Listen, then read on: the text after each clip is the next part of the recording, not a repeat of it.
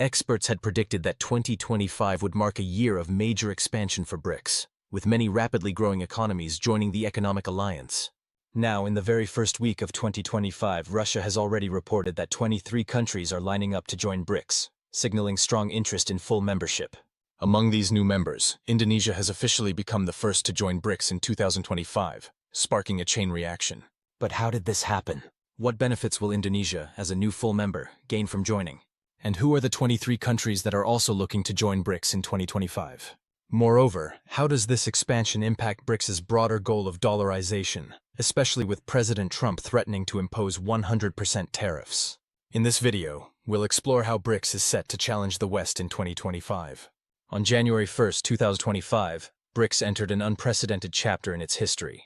The bloc, which already represents 45% of the world's population and roughly 37% of global GDP, officially announced its expansion plans for the year. Brazil, assuming the presidency for 2025, delivered the first major announcement by welcoming Indonesia as its newest member, signaling that Brics is not just limited to Latin America, but is also strengthening its presence in Asia. Indonesia, the largest economy and most populous nation in Southeast Asia, significantly enhances Brics' influence in a region historically dominated by Western powers, particularly the United States. By including Indonesia, Brics not only gains a key player in the Asian market, but also showcases its commitment to providing an independent platform for nations seeking a more balanced role in the global order. Indonesia's decision to join Brics carries considerable weight due to its strategic geopolitical location at the crossroads of major trade routes. The nation also wields significant influence within the Association of Southeast Asian Nations, ASEAN. Brics' partnership with Indonesia signifies a shift in Indonesia's foreign policy, reflecting its desire to move away from reliance on Western institutions and engage more deeply with emerging economies. Economically, Indonesia's membership adds substantial value to Brics with a GDP over 1 trillion and a population nearing 280 million. With its vast natural resources, including energy, minerals, and agricultural products, Indonesia plays a vital role in global supply chains.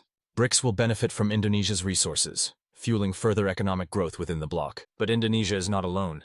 Beyond this Southeast Asian powerhouse, Brics has attracted interest from an additional 23 countries in 2025, including Azerbaijan, Bahrain, Bangladesh, Burkina Faso, Cambodia, Chad, Colombia, the Republic of the Congo, Equatorial Guinea, Honduras, Laos, Kuwait, Morocco, Myanmar, Nicaragua, Pakistan, Palestine, Senegal, South Sudan, Sri Lanka, Syria, Venezuela, and Zimbabwe.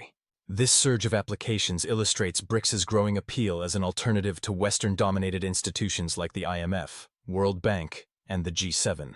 These nations are drawn to Brics' promise of equitable partnerships and its commitment to reducing reliance on the US dollar. The bloc's push for dollarization, meaning the shift of global trade and finance away from the US dollar to local currencies, is particularly appealing to countries that have often struggled under the weight of dollar-based economic systems. Countries like Venezuela and Nigeria, with their vast oil reserves, see Brics as a way to regain control over their resources and bypass US sanctions and economic pressure. The growing interest in Brics reflects a wider dissatisfaction with the existing global order. For decades, Western financial institutions have left many nations grappling with debt, economic instability, and political interference. Brics, in contrast, presents an inclusive vision of cooperation, where sovereignty and mutual respect are prioritized. At the heart of Brics' expanding influence is its emphasis on dollarization. For decades, the US dollar has served as the dominant currency for international trade and finance, giving the United States significant leverage over the global economy. Brics' efforts to shift away from the dollar could reshape the international financial landscape, challenging the dominance of the US and providing countries with greater economic sovereignty. This is a friendly reminder to kindly like, share, and subscribe to our channel for more insightful content on geopolitics, economics, and the shifting global landscape. Your support helps us reach a wider audience, and we greatly appreciate it. Let's dive deeper into today's topic. The United States has long held a unique advantage in the global economy, due to the widespread use of the US dollar as the world's primary reserve currency. This situation has allowed the US to impose sanctions on any country it chooses, freezing assets and exerting economic pressure. The global demand for US dollars also meant that the US could print money without the usual risk of devaluing its currency, because countries worldwide would continue absorbing dollars, whether they were needed or not. However, the BRICS nations, which include Brazil, Russia, India, China, and South Africa, are challenging this financial dominance. They are promoting the use of local currencies in trade and financial transactions, aiming to reduce dependence on the US dollar. Indonesia's recent inclusion in the BRICS bloc is particularly significant in this context. As a major exporter of energy and natural resources, Indonesia plays a crucial role in facilitating trade within BRICS, using currencies other than the dollar. This move could redefine global trade dynamics and reduce the world's reliance on the US dollar. For instance, Russia, one of Indonesia's key trade partners, could supply Indonesia with the energy it needs while benefiting from higher revenues. Indonesia could also secure energy at discounted prices, strengthening its economy in the process. Additionally, by conducting trade in local currencies, like the Indonesian rupiah and Chinese yuan, both Indonesia and China can bypass the US dollar entirely, reducing their exposure to currency volatility and shielding themselves from potential US-imposed sanctions. But will BRICS accept all countries that apply for membership? As of now, BRICS holds the power to decide which nations it wants to admit. While interest from countries around the world, with as many as 23 nations expressing a desire to join, demonstrates the bloc's growing appeal, BRICS is taking a careful and selective approach to expansion. Russian officials, including Foreign Minister Sergei Lavrov, have emphasized the importance of gradual, harmonized, and well-considered steps in admitting new members. This ensures that only countries with mutual interests and shared goals are integrated into the group.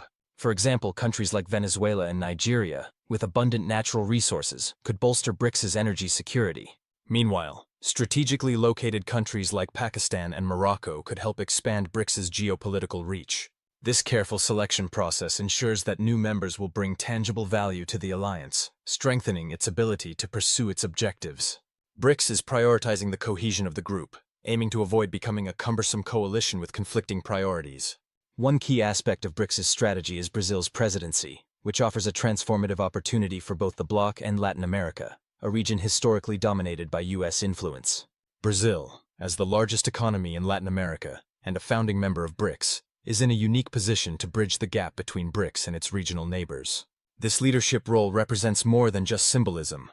It is a strategic pivot towards deeper economic and geopolitical ties with Latin America, which is poised to challenge US dominance. Latin America's immense natural resources are central to its appeal for BRICS countries. Nations like Venezuela, Argentina, Chile, and Bolivia hold crucial commodities such as oil, lithium, copper, and agricultural products. For instance, Venezuela's vast oil reserves could integrate into BRICS's efforts to reduce dollarization, facilitating trade outside the US dollar system. Similarly, Chile and Bolivia, with their world-leading lithium reserves, could contribute to BRICS's dominance in the renewable energy sector. Argentina's agricultural and energy wealth further complements the bloc's goals of reducing reliance on Western supply chains.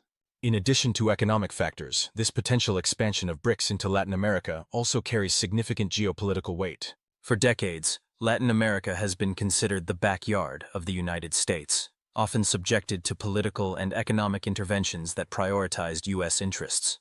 BRICS offers an alternative model of cooperation based on mutual respect and equitable trade.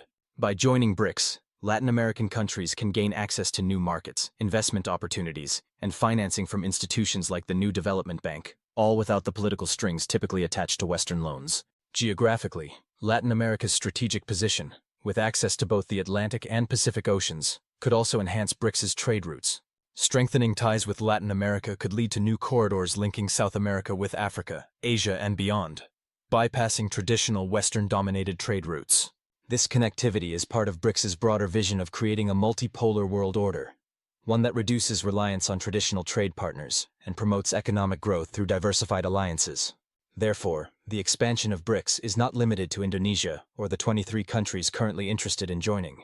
The organization's reach will continue to extend into Latin America, Asia, and Africa, incorporating more nations as the bloc grows in influence.